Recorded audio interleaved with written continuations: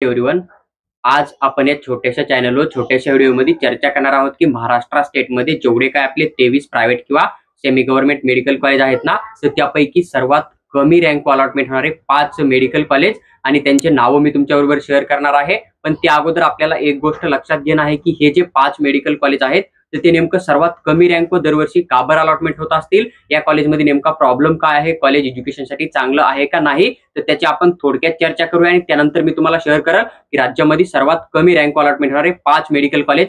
फक्त तुम्हाला एक गोष्ट लक्षात ठेवणं आहे, मी जर तुम्हाला एखादं कॉलेज 2 नंबरला सांगन तर इन केस ते कोणत्या कॅटेगरीसाठी सर्वात कमी रँक अलॉटमेंट होणार असू शकतं किंवा मग कोणत्या कॅटेगरीसाठी ते 3 किंवा 4 नंबरला सर्वात कमी रँक अलॉटमेंट होणारं कॉलेज पण असू शकतं।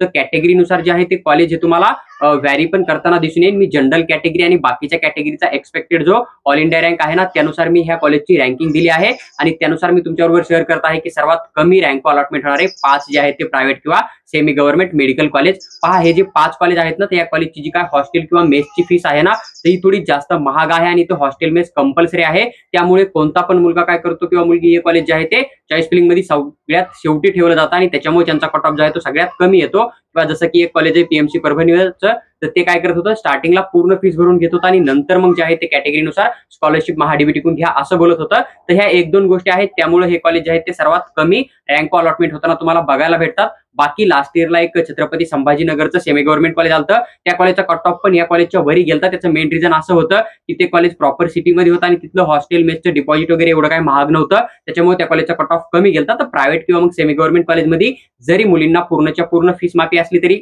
त्या ठिकाणी डेव्हलपमेंट फीस द्यावी लागते आणि त्याचबरोबर हॉस्टेल मेस जर कंपल्सरी असेल तर 4-4.5-5 लाखापर्यंत बजेट जातं फर्स्ट इयरचं। म्हणून बरेच मुलं हे कॉलेज जे आहे ते सगळ्यात शेवटी टाकताय, म्हणून या कॉलेजचा सर्वात कमी कट ऑफ तुम्हाला जो आहे तो बघायला भेटतो। बाकी जर आपण एज्युकेशन किंवा हॉस्पिटल पेशंट बघितलं तर बाकीच्या कॉलेजपेक्षा या कॉलेज तुम्हाला थोडं बेटर पण दिसू शकतं। फक्त या ठिकाणी फीस प्रॉब्लेममुळे हॉस्टेल मेसच्या किंवा हॉस्टेल मेस कंपल्सरी असल्यामुळे किंवा डिपॉझिट वगैरे थोडं जास्त घेतल्यामुळे या ठिकाणी तुम्हाला कमी रँक हे कॉलेज जे आहेत ते दरवर्षी अलॉटमेंट होताना दिसून येतात। आणि तुम्ही जर एक बॉर्डर लाईनवर असाल समजा नीट स्कोर मध्ये 2025च्या, तर तुम्ही हे 5 कॉलेज जे आहेत ते एक्सपेक्टेड घेऊन चलू शकतात कोणत्याही कॅटेगरीमधून, जे करून की तुम्हाला हे 2025 मध्ये अलॉटमेंट होऊ शकतात। जर आपण विचार केला तर तुम्हाला सगळ्यात फर्स्ट अलॉटमेंट होणारं कॉलेज जे आहे ते या ठिकाणी एसएसपीएम मेडिकल कॉलेज जे आहे ते सिंधुदुर्गचं पण बघायला मिळू शकतं।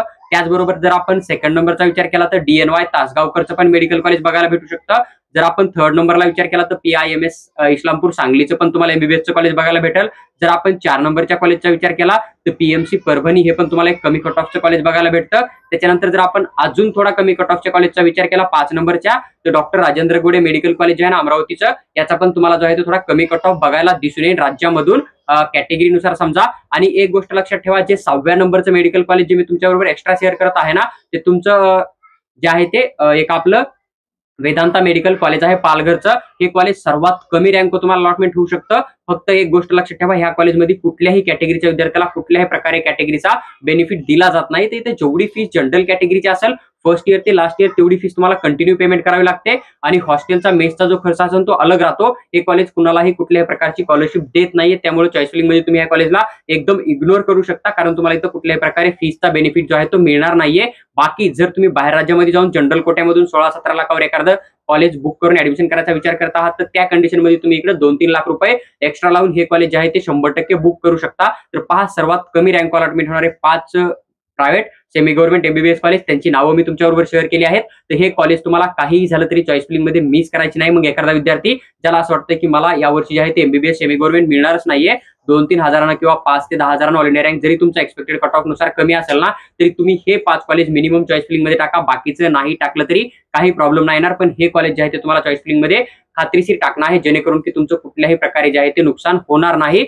पहा, तुम्हाला जर व्हिडिओ आवडला असेल तर लाईक करा आणि चॅनलला सबस्क्राईब करून आमच्यासोबत जोडून राहा। त्याचबरोबर जर तुम्हाला DPT medical consultancy through paid counselling join करणं असेल तर तुम्ही आम्हाला व्हॉट्सअपवर मेसेज टाका, आम्ही तुम्हाला पेड काउन्सिलिंग बद्दल सविस्तर माहिती नक्की शेअर करू।